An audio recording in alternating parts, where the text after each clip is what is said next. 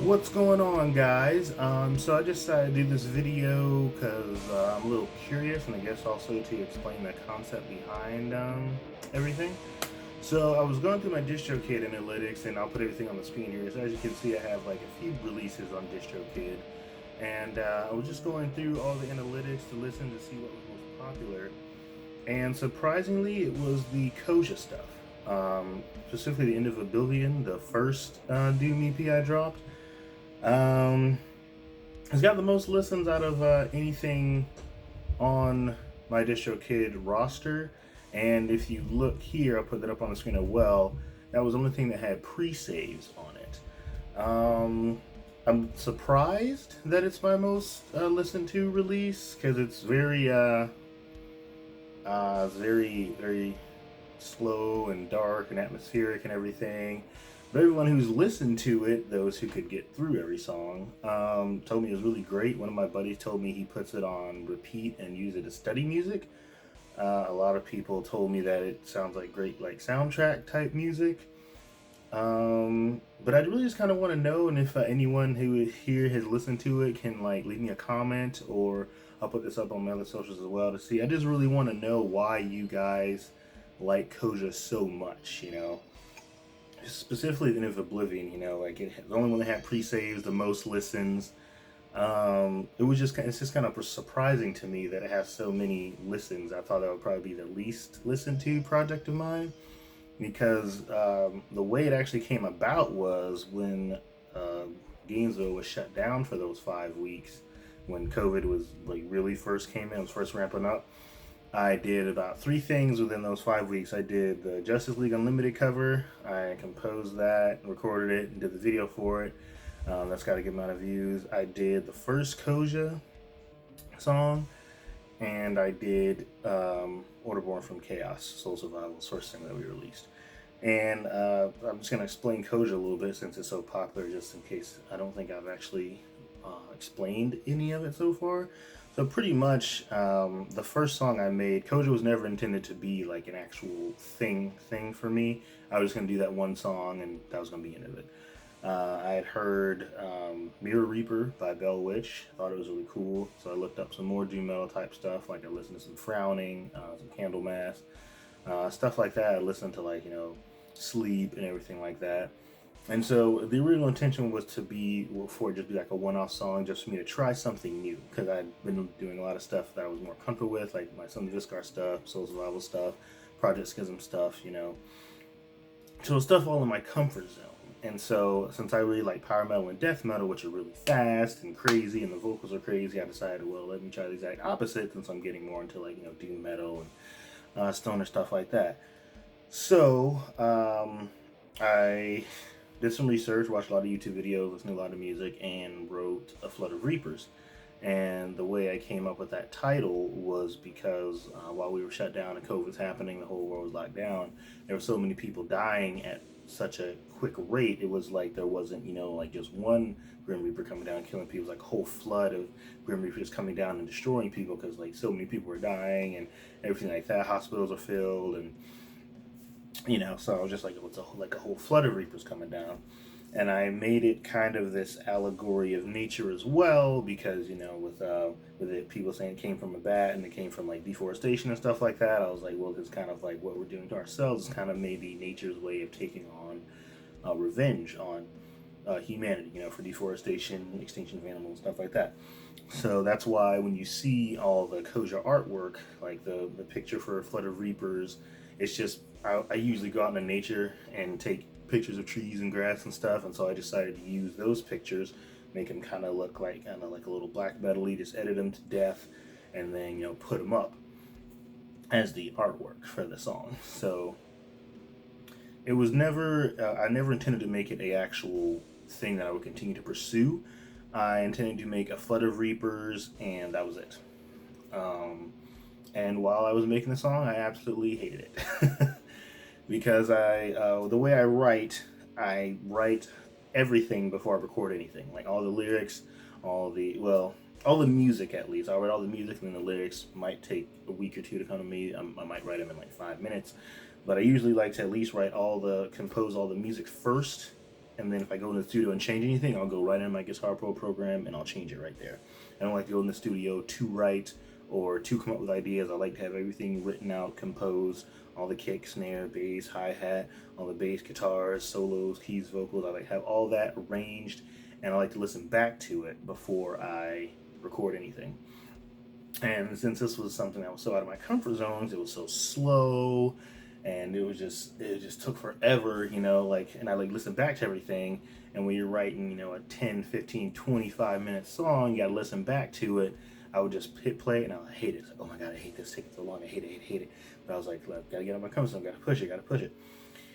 And then so I got the guitar parts done, hated it. Then I got the bass parts done, hated it. Then I got the drum parts done, and then once I heard all the guitars, the bass, and the drums together, I was like, okay, they're starting to kind of come together. So I think it took me maybe like a week or 3 maybe to compose, and then record it. The great thing about recording doom metal is you don't have to track anything at half speed. It's already slow, so that made it so much easier to record. Putting the drum samples, and then I had to do a lot of experimenting with tones, to really get that doomy sound. I think there's maybe like 7 effects on my snare by itself, and then of course the cymbals, the kick, the hi-hat, the bass, the guitars. 'Cause I actually have 2 different guitar tones that melded really well together. I just had to go through every single tone in my like tone packs and just go through every single one and just pair, mix, match. I think it took me maybe like a day and a half, 2 days, just getting tones for guitars. And I had to find one for the bass that matched up well. Then I had to find one for each individual drum piece. And it was just so much work and just so much of a big undertaking, and it was just so daunting. I was like, there's no way I'm going to do this ever again. So it was just tended to be like a one-off thing. And then the lyrics kind of hit me, I think midway. No, actually, they didn't hit me till I was done composing the song. And they're nothing crazy. Is it in you? Is it in me? You can find our home from the disease, hide our faces to breathe. Like just pretty much literally, I was just taking everything that was actually going on in the world and just putting it in like the song. And there's not really a lot of lyrics in the Flutter Reapers anyway.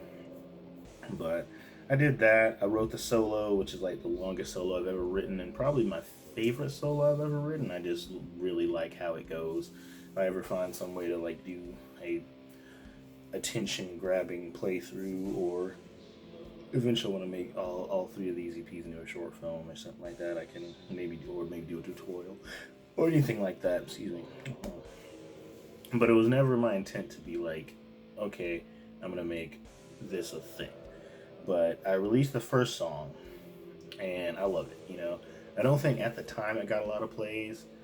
I don't think so, because I only released it on Facebook and didn't put it on DistroKid.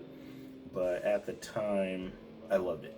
And then so after after we reopened everything, after those 5 weeks were up, I was kind of riding the high of my Justice League Unlimited theme cover. I was like, well, I kind of want to make a second song.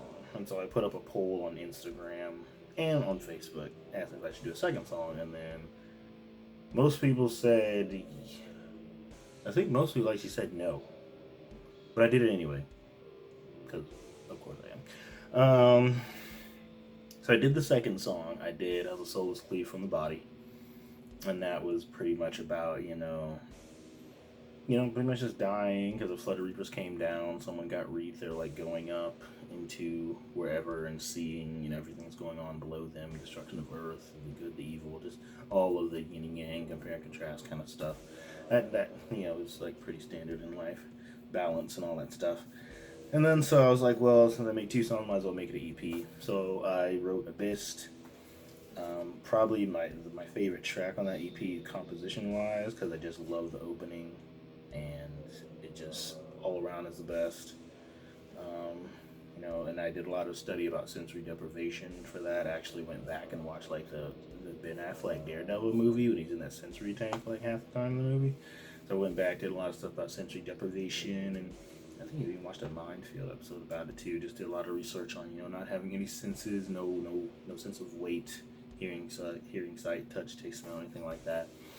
And so once I did that, I was like, well, okay, got this piece of art here, and then what I call this thing, since like a full EP now. So decided to call it The End of Oblivion because in the end of it, there's not really a definite end. Like, it's like part of a bigger story, which I don't know why I do this, but every time I write anything, it has to be like a story. Like Tony DeKage is a story, End of Oblivion is a story, Cover the World and Evil Destroyed is a story, Ascend is a story, everything I do has to somehow be a concept album for whatever reason. I don't know, maybe I listen too much Unleash the Archers or whatever, but so I was like, okay, so how can I expand this? So then I started the idea of like a whole trilogy. So that is when Cover and Evil Destroyed came along. So I was like, okay, well, this is obviously the middle. I don't think this would be a proper beginning or ending. So End of Oblivion was chronologically the second EP. Cover the World in Evil and Destroy It, the first EP, chronologically, technically the second EP I released, is about everything that predated this. You have the beginning of power, then you have corruption, then you have sacrifice, and then sacrifice leads into To Bequeath Destruction on End of Oblivion. It all just flows together. And then this third EP is going to be the conclusion of that trilogy. So chronologically, this will be the third EP. And that one is going to be about the afterlife and stuff like that. Took some inspiration from Legend of Korra, the spirit world stuff they did in there. Afterlife, kind of like Buddhist kind of things. Some Catholic stuff. Just merge that all together. That's going to have more of a definite. It's more like a ... conclusion, not a definite. That's a conclusion. You know what I mean? So that's what that's going to become. So that all became a huge trilogy thing there, and it's still going to be pretty nature based. About the consequences of selfish actions and keeping power, and now that you've done all these things, now that you're dead, you have to go in the afterlife and like atone for it, because your death wasn't atonement enough. So that was really just the I just wanted to explain that because I still find it weird that that's my most listened to release, and then more pre-saves. I would have thought maybe some of the Soul Survival stuff or the YMFS stuff was going to be a little more better accepted because it's more palatable, I guess. But yeah, that's what Koja's all about. I'm wearing the new Koja merch right here. We got some white Cover the World and Evil and Destroy It shirts, and still got the original black design here. I'm waiting on some more black designs that are gonna look like this, except black and white instead of white and black. Hopefully have those in the next couple of weeks. I got some mediums, some larges, and I'm waiting on the rest of the extra larges for the white ones. I'm also waiting on physicals for it as well. So if anyone wants to buy like any physicals or any shirts, I can do that, and I'll be getting some stickers as well for it. So the third EP will be dropping sometime this year.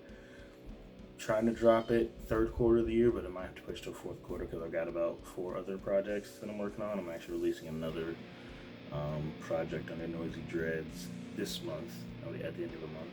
So look out for that. I'll be posting a sneak peek of that. But yeah, I just really wanted to explain Koja for everybody because it's my most popular release so far, and like if anyone sees this and has heard it, and maybe if you're one of the 3 people that pre-saved, other than my lead guitarist, thanks DJ, just leave a comment and let me know why you like it so much and what caused you to pre-save it before you even heard the full thing, and just leave your thoughts on it and just give me some feedback. I'm always down to hear stuff. And after I release this EP, I'll actually be taking a break from the Doom stuff for a while. This is going to be the final Koja EP for probably about 4 or 5 years. I do have another concept trilogy that I'm working on for, but I probably won't visit that until like 2026 or so. Yeah, just let me know what's going on with it, why you guys like it so much, and what sets it apart from other stuff you like and listen to, or anything I can do to improve it for any future Koja releases. There's also a Koja merch video that I'll also be posting. It's a more better unboxing, I guess. It's an unboxing video. Yeah, it's an unboxing video of me unboxing the merch. yeah, but that's all. I have about 2 or 3 more videos that I've already planned out, and I'm gonna try to shoot right after this one, so I can have at least like 3 weeks to a month's worth of videos. I'm gonna start uploading on Saturdays now, just so I have more time to film them, upload them. I'm also gonna be still trying to do reviews if I have time at work to kind of sneak away and film a review since I get there early in the morning. But yeah, just wanted to explain Koja to y'all, and hopefully y'all can tell me what you like about it so much and what appeals to you about it more than all the other stuff, which I thought was a little bit more accessible. But yeah, thanks for all the love. Thanks for listening. The link to all my music will be right down there in the description. Um, yeah, so I thank you guys so much for listening and watching. And if you like the video, you can like, comment, subscribe. Thank y'all for watching. And welcome.